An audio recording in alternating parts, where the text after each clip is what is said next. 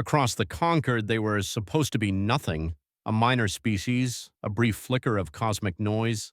At least that's what the Cathar delegates had assured the council, their voices dripping with an arrogance 5 millennia in the making.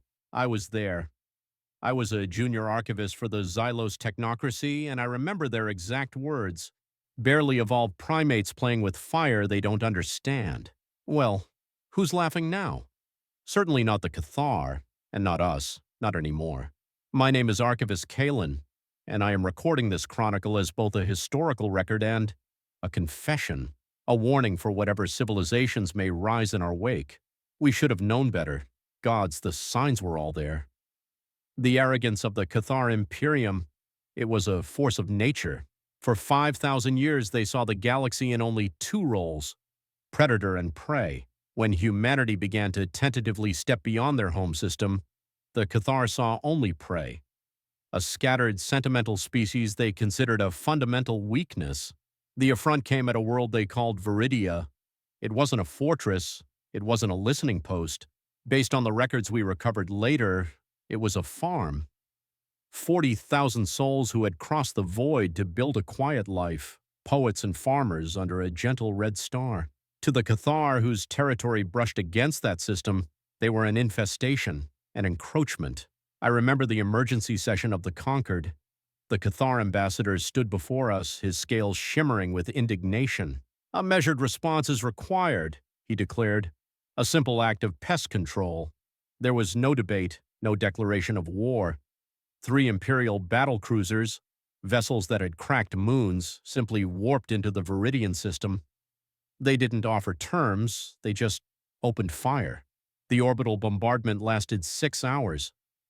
From the sterile comfort of their warships, they turned green fields to black glass and boiled rivers to steam. 40,000 lives, men, women, and children, snuffed out. The Cathar filed their report. A minor species had been put in its place. They believed that would be the end of it. How catastrophically, apocalyptically wrong they were. They understood territory, they understood power, but they did not understand human grief, and they could not possibly comprehend human rage. When the last shredded transmission from Viridia reached the human home system, something broke. For 3 days there was only silence, absolute unnerving silence across all human channels. We watched, we waited. The Concord expected a flurry of diplomatic protests, sanctions perhaps. Some of us, the more sympathetic, braced for a small, tragic reprisal. A few human ships on a suicide run against the mighty Cathar fleet. It would be noble but predictable. What we got instead was a single broadcast that seized every channel in their system. It wasn't a plea, it wasn't a declaration of war, it was an order. Just 2 words that still haunt my sleep cycles. Activate Lazarus. And across the Sol system, something woke up. From shipyards on their 4th planet, from docks hidden in the crushing gravity of their gas giants, from bases carved into asteroids at the edge of their system, their real power was unleashed, a power they had prayed they would never have to use. We had only ever seen their merchant ships, their clumsy colony vessels. We had never seen the grand armada of Sol, 700,000 warships. The number didn't make sense. Our sensors screamed. Analysts thought it was a data echo, a glitch. No single species could field a fleet that large. It was an impossibility. An armada built not for a war but for an extermination, a century-long secret held by every single human. If their existence was threatened, they wouldn't fight. They would punish. The sleeping giant was awake, and it was filled with a terrible, unified resolve. The Conquered could only watch in stunned, horrified silence as this river of fire and steel aimed itself at the very heart of the Cathar Imperium. This wasn't the response of a victim. This was the roar of something we had never seen before. When the Armada arrived at Cathar Prime, the Imperium was caught in utter disbelief. Their border sensors failed, their admirals choked on panicked orders. The sky of their capital world was blotted out by a new artificial constellation of human warships. And they just sat there. They didn't deploy fighters. They simply took up positions, forming a perfect terrifying sphere around the Cathar's sun. The Cathar Emperor broadcast a furious message, threatening repercussions that sounded pathetic even to our distant listening posts. The human response came from a single flagship, one calm voice that cut through the chaos. You murdered 40,000 souls on Viridia. You took from us something that can never be replaced. We are not here to negotiate. We are not here to wage war. We are here to deliver the consequences. Then, they acted. From each of the 700,000 ships, a beam of energy lanced out.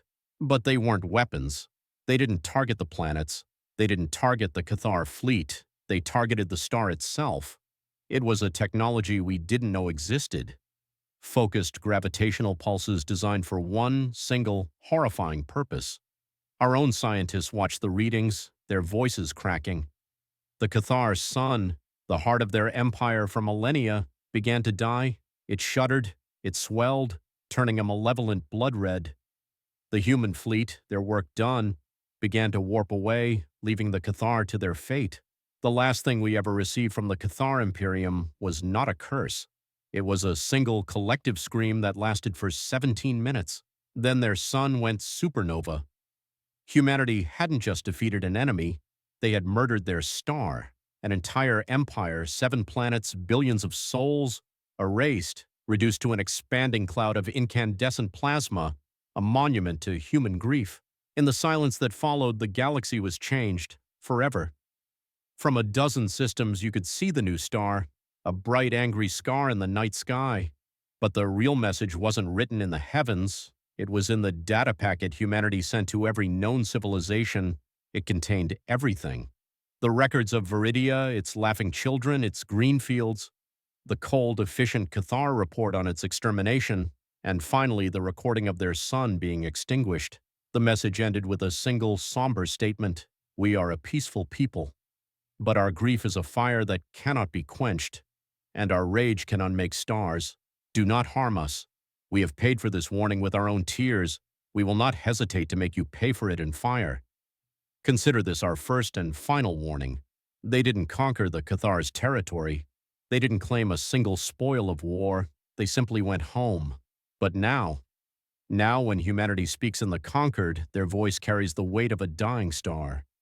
They are the silent giant, the species that committed deicide in the name of remembrance, and they taught the galaxy a lesson it will never, ever forget. The most dangerous force in the universe is not a warship.